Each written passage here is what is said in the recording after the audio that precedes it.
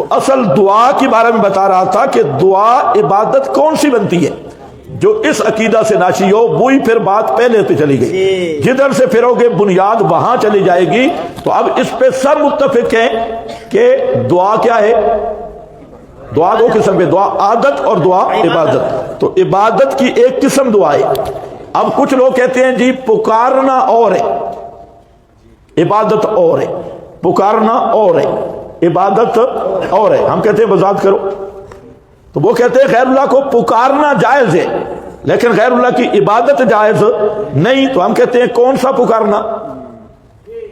تحت الاسباب والا تو ہمارا جھگڑا نہیں، اور اگر فوق الاسباب تسلط غیبی کے عقیدے سے پکار یہ جائز ہے تو پھر عبادت کا فرق بیان کرو، عبادت کا معنی بیان کرو، تو پھر یہ اسی چیز کا نام عبادت بن جاتا ہے اور اسی لیے یہ شرک بنتی ہے۔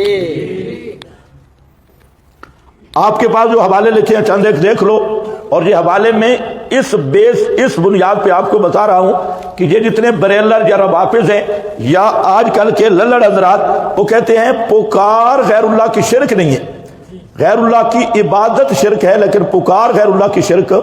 اگر ہم المدد یا علی کہتی ہے یہ شرک نہیں ہے، علی کی عبادت شرک ہے۔ المدد یا رسول اللہ کہتی ہے یہ شرک نہیں ہے، حضرت رسول اللہ صلی اللہ علیہ وسلم کی عبادت شرک ہے۔ تو ہم کہتے ہیں عبادت کا معنی بتاؤ، پتہ چل جائے گا عبادت کس چیز کا نام ہے۔ پھر کبھی کہتے ہیں ہم معبود سمجھ کے نہیں پکارتے، ہم محبوب سمجھ کے پکارتے۔ ہم کہتے ہیں نام تم نے محبوب رکھا، عقیدہ معبودیت والا رکھا، لفظ معبود کا نہیں بولا نا۔ لفظ یہ اینک ہے، اس کو میں نام ہیلی کاپٹر رکھ دوں اس کی حقیقت بدل جائے گی۔ یہ ٹائم پیس کھڑا ہے، میں اس کا نام F16 رکھ دوں یا غوری میزائل رکھ دوں یا کوئی اور رکھ دوں تو یہ ٹائم پیس ہی رہے گا، نام بدلنے سے حقیقت نہیں بدلتی۔ تم نے لفظوں کی ہیرا پھیری کی اور حقیقت معبودیت اور الوہیت کی غیر اللہ میں مانی۔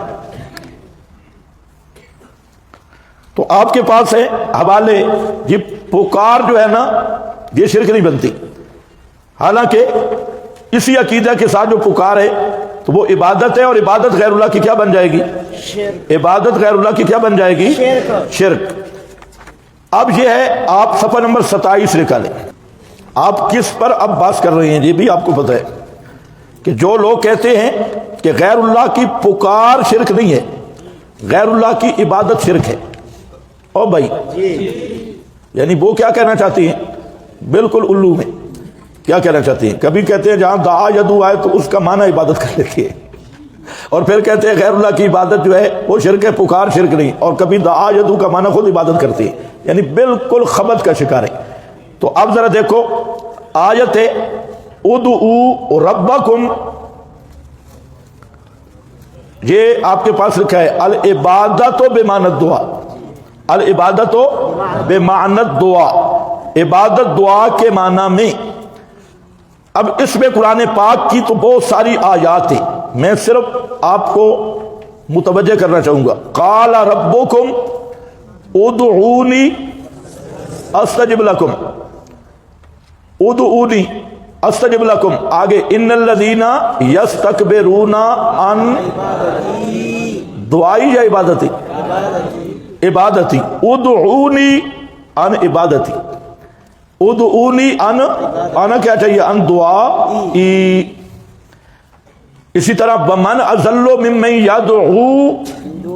یدعو پکارتا ہے، من لا یستجیب لہ الی یوم وہم عن دعائہم، وہ ان کی پکار سے بے خبر ہے۔ آگے یہ یاد پڑھتے جاؤ، وَإِذَا حُشِرَ النَّاسُ كَانُوا لَهُمْ أَعْدَاءً وَكَانُوا بِعِبَادَتِهِمْ كَافِرِينَ۔ پتہ چل گئی ہے، کانو بے دو دفعہ دعا اور کانو بے عبادتہم کافرین۔ تو یہ اسی عقیدہ سے پکارنا تسلط غیبی والے سے یہی عبادت ہے، کانو بے عبادتہم کافرین۔ اچھا اسی طرح قرآن پاک میں ہے جب قیامت کے میدان میں جمع ہوں گے مشرک بھی اور بزرگ بھی، یوم نحشرہم جمیعا، جمع ہوں گے اور مشرک دیکھیں گے بزرگوں کو تو دیکھ کر کیا کہیں گے؟ ربنا ہؤلاء شرکاؤنا، دنیا میں کہتے تھے شفعاؤنا، اب مان کے کیا ہے؟ شرکاؤنا، الذین کنا ندعو من دونک، کیا لفظ آیا؟ ندعو من دونک۔ آگے وہ کہیں گے انکم لکاذبون ما کنتم ایانا تعبدون، اور دوسری جگہ کیا ہے؟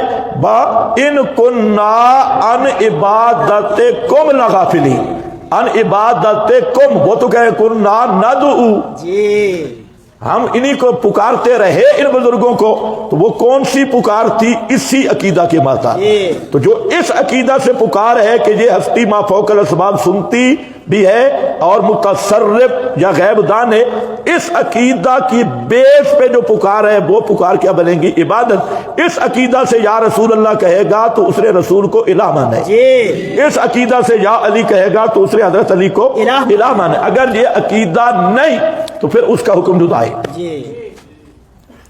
آپ کو کچھ سمجھ آئی؟ اب یہ جو آیت ہے قال ربکم ادعونی، یہ جو میں نے مانا کیا یہ میرا صرف مانا نہیں ہے، امت کے تمام طبقات حتیٰ کہ اہل تشیع، حتیٰ سمجھ گئے ہو، حتیٰ کہ اہل تشیع تک یہ ماننے پہ مجبور ہیں کہ الدعاء مخ العبادہ، الدعاء هو العبادہ، کہ عبادت کا لب لباب حاجات اور مشکلات میں پکارنا ہے۔ عبادت کا لب لباب کس میں؟ حاجات و مشکلات میں پکارنا ہے، اور ماخذ اسی آیت کو انہوں نے قرار دیا جو میں نے آپ کے سامنے پڑھی ہے۔